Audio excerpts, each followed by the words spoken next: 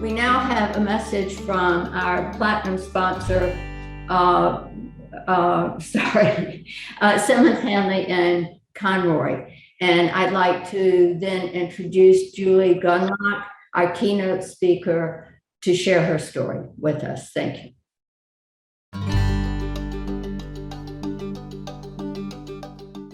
Hi, I'm Todd Adamitis, Chief Operating Officer with Simmons, Hanley, Conroy Law Firm. We are very proud to be the platinum sponsorship for the 16th annual ADAO conference. We're also very excited that one of our clients, Julie Gundlach, is one of the keynote speakers. Julie, take it away.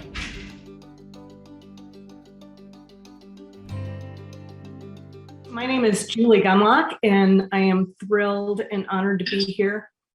Thank you, Linda. Thank you, ADAO. Thank you, Simmons, for sponsoring. I just want to tell a little bit of my story and how I got here. Again, my name is Julie Gundlach, and I am a mesothelioma patient. I was diagnosed with malignant peritoneal mesothelioma in 2006. So I just celebrated 15 years of survivorship. When I was diagnosed, I was 35 years old.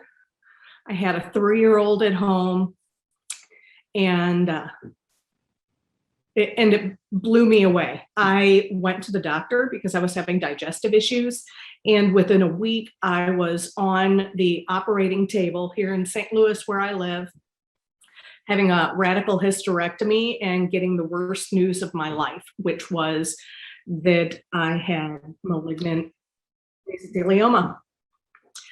So immediately we set about trying to figure out where on earth I could have been exposed to asbestos. And my father had worked as an electrician in the trades, doing commercial electric work.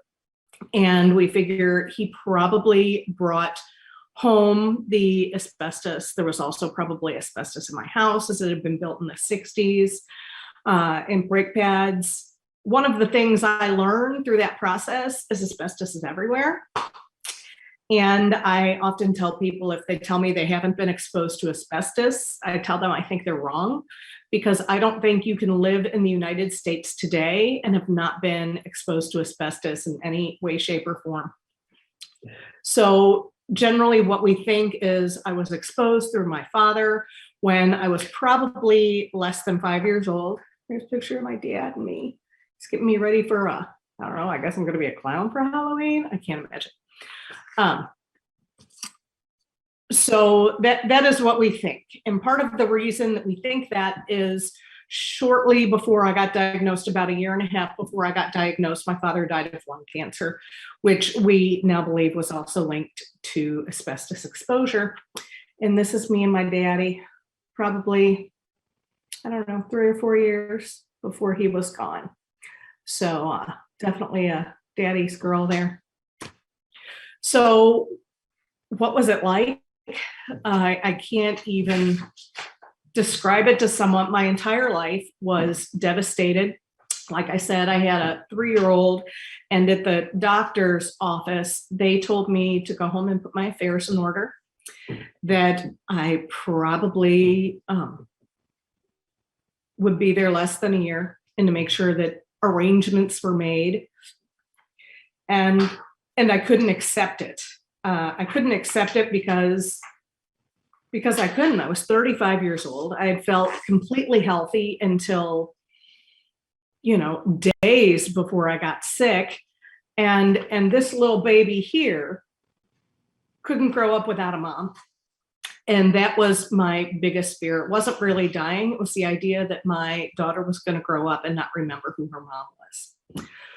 So I searched on the internet, found a research organization for mesothelioma, which connected me with a doctor in New York City. Dr. Robert Taub and Dr. John Chabot were my team at New York Presbyterian in New York. And they started me on a crazy regimen. I was, like I said, diagnosed in 2006 and had a tumor debulking and a full hysterectomy. in January of 2007.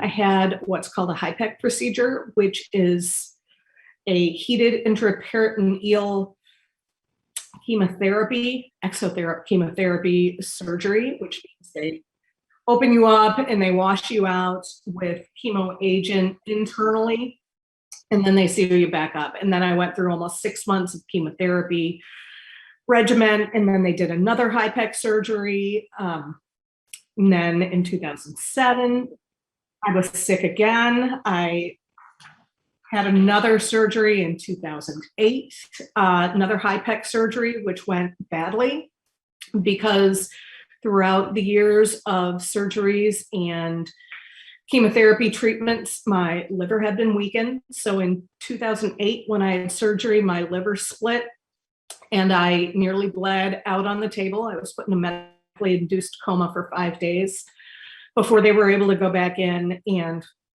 close me up and end that surgery. And that landed me in a watch and wait cycle. Kind of, I would go to the doctor, they would scan me, things were still active, but they weren't growing. And that ended up with me having another HIPEC procedure. I don't know many people who have had 4 HIPECs, but I've had 4 HIPEC procedures in 2014. And since 2014, I have been treatment-free, kind of miraculously. And I still go get scans multiple times a year. I now go to the NIH in Washington, D.C. to have my disease scanned. You know, and all of that is very kind of factual, and that's just what happened to me. But what was it like? You know, what that doesn't tell you about is the other hospitalizations, multiple hospitalizations for bowel obstructions. It doesn't talk about the fact that every time I had a surgery, every time I had a chemotherapy, and every time I have a scan, I have to fly from St. Louis to the East Coast. It doesn't tell you about all those times on those trips where I missed parent-teacher conferences and school performances and soccer games. It doesn't show you that. It doesn't show you the holidays and the birthdays that I was too sick to participate. And it doesn't show you the fear and the trauma and the anxiety that continues to this day. Like I said, I still get scans on the East Coast. And every time I go, it is a cycle of fear and anxiety that I feel like if you have not been through something like this, you really probably can't comprehend. I was diagnosed in 2009 with PTSD from all of the repercussions of this disease. So that's been my experience with the disease. But where does that leave me? You know, what do I do with that? I am not a roll over and take it kind of girl. And while there was certainly, you know, sadness and all of those other emotions, one of the things I felt more than anything was anger. I was really angry. And the more I learned, the more angry I got because this wasn't dumb luck. This wasn't some act of God. In my opinion, this is murder, manslaughter at best, I suppose. And there were people that were responsible for what I was going through. So I certainly took legal action, like lots of people do, like a young woman in the movie we just watched. But more than anything, I turned that anger into action in some way, and I just channeled it. And I took any avenue presented to me through organizations, and I talked about it, and I talked about it, and I talked about it. And Linda knows that kind of my mantra to people is turn your anger into action, which is kind of what I did. And I partnered with my law firm, and we started a race.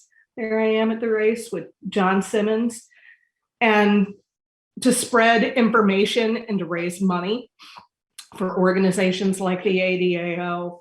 I started a booth. We have a large Earth Day celebration in St. Louis, at least we did pre-COVID. And with my own money, I took out a booth and I sat there for an entire weekend talking about asbestos and what people need to do to prevent exposure in their home. I have done everything I can. I have gone to Senate briefings with Linda and the ADAO. I've attended conferences. I've contacted all politicians. I had early on a Mesothelioma Awareness Day proclaimed by the state of Missouri and the city of St. Louis. And anybody can do these things. If you can't get up and talk in front of people, write a letter. If you don't want to write a letter, talk to your friends. Do whatever you can to spread the news that asbestos is not banned in the United States and that we are all still in danger. You know, we can't quit. We can't quit. There's over 3,000 victims every year in the United States alone. You know, the US has increased its asbestos imports over the last few years, disregarding the health of all of its citizens. And more than anything, make sure people know about the dangers in their house. And if you don't know where asbestos might be in your house or in your garage or in your workplace, there are resources. Reach out to ADAO, reach out to Linda, but don't let it slide. I feel like more than anything, people have let it slide as things don't affect them. And the truth is, it affects all of us. Anything that affects that many people and kills that many people in a year affects all of us. And we all need to be advocates. We all need to reach out and do what we can. I was given less than a year to live 15 years ago. It was August 23rd, 2006. You know, we just had August 23rd, 2021. And, you know, I went from a 6-month diagnosis to 15 years. The 3-year-old I was afraid would never remember her mother. I graduated high school last year, and last month we drove her to college and dropped her off. And she'll remember me.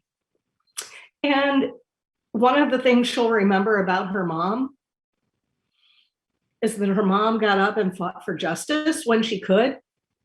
And her mom didn't take things lying down, and that her mom fought for her too.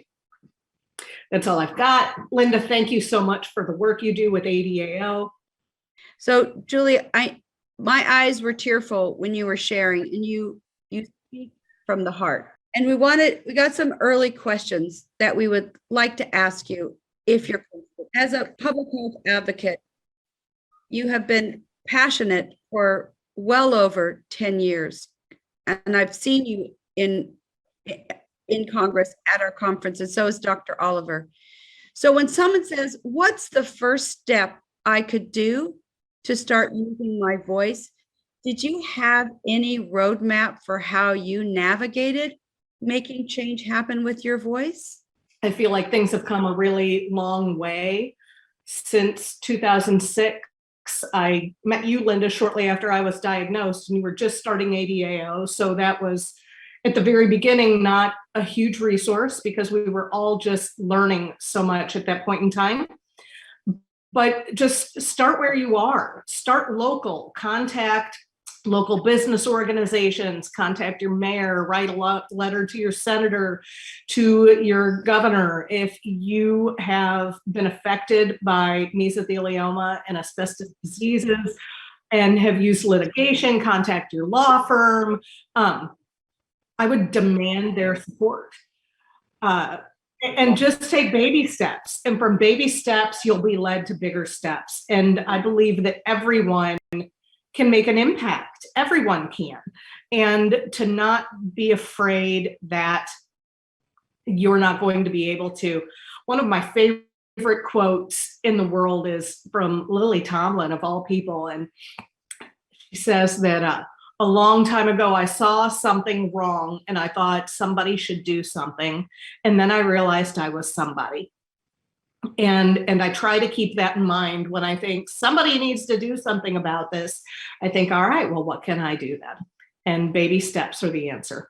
No, that's a great quote. And I think we should share that tomorrow with our conference attendees.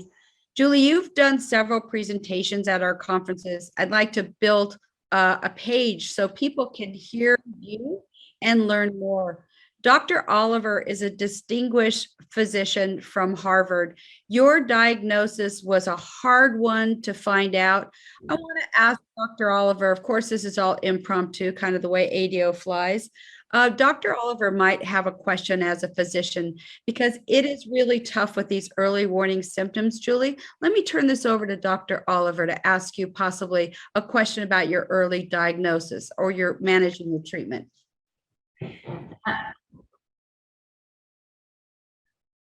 I have a question, Julie, about, and I think maybe I missed the first part of what you said, but about how hard it was for you to find a doctor who was able to make a diagnosis, how long it was for you to get an answer. Because I know that both with pleural and with peritoneal mesothelioma, months and even a year can pass before you find a doctor who can give you an answer. And I'm just wondering, in your case, how that all worked out and what you were thinking before you finally found somebody who could tell you what was wrong and help you. I was incredibly fortunate on so many different levels. I went to the doctor with digestive issues more than anything. And my luck there ran with the fact that my GP listened to me the first time I was in the office, and he said, you know, you're never here, and if you say something's wrong, I believe you. And he sent me for a CT scan right away, which was kind of dumb luck. Most doctors won't do that. And I had a pathologist who was also pretty new, and you would think, oh, that's not good, but it was good enough that he saw something he had never seen before, and he went back to the book instead of trying to fit it into a box that he already knew, because he didn't think he knew better.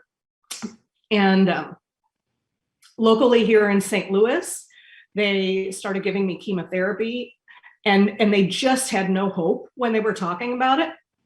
And within a month or two of my diagnosis, the Mesothelioma Applied Research Foundation had a conference in Chicago. And I went at the insistence of my neighbor, who was an ER doc. I gotta say, I never would have gone on my own. I'm so grateful to her. And when we went to that conference is where I found my team in New York. In 2006, for peritoneal mesothelioma, there were only like 3 teams that were actively treating and researching. And so, I kind of had to decide between the 3. But what I would tell anybody at this point in time is if there's a mesothelioma diagnosis for you or for anybody in your family, is you must find a specialist. You must find a specialist, because most doctors will see a case or 2 in their lifetime, if that, and they don't have the experience and they aren't on the cutting edge of the research in a way that's going to serve you. Like I said, I was really lucky. And within 6 months, I was being treated by a specialist team, and they were very aggressive. We took a very aggressive course of treatment for me because I was young and healthy, with the exception of a cancer. So, do your research, I guess, it almost sounds flippant, and I don't mean to sound flippant, but you've got to do some research and find out the team and the doctor that's best for you, because odds are it's not in your hometown. That's great advice. Dr. Oliver, I want to ask a question through Julie, but get your input. When Alan was diagnosed in 2003, it had taken us, like Julie, it had taken a couple years for Alan to actually be diagnosed with malignant pleural mesothelioma, and Emily was just 10. What I found is we had to have 6 second opinions. And when Alan finally elected to have an EPP, the radical extra pleural pneumonectomy where they removed a rib, removed his left lung, stripped off his pericardium, and replaced his diaphragm for more time. That was a very, it was like a shark bite for Alan. The recovery was tough. So I want to ask Julie, one is deciding on medical treatment is tough. And she says she got lucky. We kept a journal for Alan's symptoms and his results that we then shared with the doctors. So it's kind of a two-part question is, Julie, how did you organize and manage your treatment? And then how did you communicate with your doctors? Because Dr. Oliver, sometimes doctors in the 10 minutes and they try to see all their patients, it's no fault of theirs. They aren't as knowledgeable about asbestos-caused diseases. I don't know if they even asked Julie if her dad ever worked around asbestos. So while we share our stories, it helps us to work with the medical community to bridge the gap and strengthen our connection to really make sure that all parties understand from exposure to diagnosis and to treatment. Julie, how did you manage your treatment? And I know it impacts the entire family. Dan had to manage too. Dan absolutely had to manage too. Dan's my husband. And, it sounds so weird to talk about how lucky we were and all of this, but we really were. We decided early on how we were going to kind of tackle things. And, we divided and conquered. Since I had to travel for treatment, I was the one who managed all kind of travel arrangements and travel bookings and appointments like that. I could not mentally deal with the billing. So that was all my husband. I have a really strong, good group of girlfriends that traveled with me most of the time for treatment. So my husband could stay home with my daughter. And, we just took all the help we were given, I think is a lot of it. I think a lot of times people want to be strong and they don't want to accept help. And, the people in our lives that love us, they want to help. And so we just took it. And more than anything, I think when I was given instructions by the doctor that I found, the doctor that I trusted, the doctor that I believed knew best, when he said something, I did it. I just did it. And I find that a lot of life is a lot easier when you don't try to think about it too much and you just do the next right thing in front of you. And I know I threw out a quote last time, and I'm going to throw out another one now, is people, the question is, how do you eat an elephant? And the answer is one bite at a time. And some days you can do a lot and some days you can do a little, and you just do the next smallest thing in front of you. And sometimes you got to let the details fall to the side because sometimes things just don't matter as much. Dr. Oliver, how can we as patients do a couple of things? One is, if we have a family member that's worked with asbestos, we want to communicate with our medical team more effectively so that it's in Julie's record that her dad was exposed. It's in my record and Emily's that her dad was diagnosed and sadly lost his battle, because I think there's a knowledge gap between occupational and environmental exposure with asbestos. Julie's father was, I believe it was Julie's father that worked with asbestos. But how can we better communicate? Because it can be very intimidating. Not all doctors are like you, Dr. Oliver. It can be very intimidating for patients and their family members to communicate. What can we do better? What do you need from us? Well, I think the problem is the knowledge gap. And one of the things that I and my colleagues have been arguing for decades has been take an occupational history. Doctors should take an occupational history, but you can't count on that. And so if you know that you have been exposed to asbestos, however that exposure occurs, whether you worked with it directly or through your father or the house you live in, walk in and say to your doctor, I have been exposed to asbestos. I'm concerned that I have an asbestos-related disease. Please check that out. Please find out.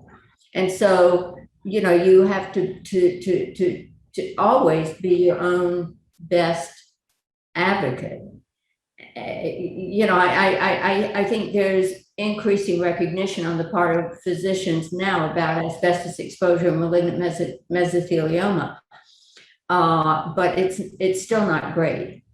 And so what we can do, that's what ADAO is trying to do always, is to educate, and among others, educate physicians. And you and I talked yesterday about the importance of these films, this film festival, to educating physicians and maybe getting these films into medical schools as part of an occupational disease module, and show these films, because these impact in a very real way. People who watch the movies, they bring this problem to life in a way that I think will be very important in teaching doctors and medical students and fellows in pulmonary medicine or oncology. Well, that's been an idea that we've been working on for about 3 years, and I believe will include Julie and others, and we will execute. Julie, I've got a question for you. When Alan was diagnosed, Emily was so little, and she's sitting at the kitchen table now on my computer helping me. As a mother, and Christine, you're a mom, we got that book, What to Expect When You're Expecting. We didn't get any book with our mesothelioma diagnosis. And I think because we all knew it was preventable, it makes us angry. How, as a mom, have you been able to communicate to your beautiful daughter, who is, I think she's 16, is Madeline 16 now? Refresh my memory. How can we as moms, if our spouse or partner is sick or we are, have you found a method to communicate to a child? Because it can be we had cancer check-ins, but I can't lie, it was tearful and scary. What did you do? In some ways, we were fortunate because my daughter was so young. She was 3, so the idea of cancer was too big for her. Like, she had never heard the word before, so it didn't have this overwhelming connotation. We told her that mom was sick, that there was something growing in her belly, and she needed to go to these very special doctors because they were the only ones that could fix it. She misheard us at first. She went and told everybody I was having a concert in my belly, and no one knew what she was talking about. It was kind of funny, but we just made it normal. I was traveling for treatment 3 or 4 times a month, and we kept it on such a schedule and tried to keep her home life so normal that she treated it almost as if I traveled for work. Like, mommy left on Wednesdays and came home on Thursday night.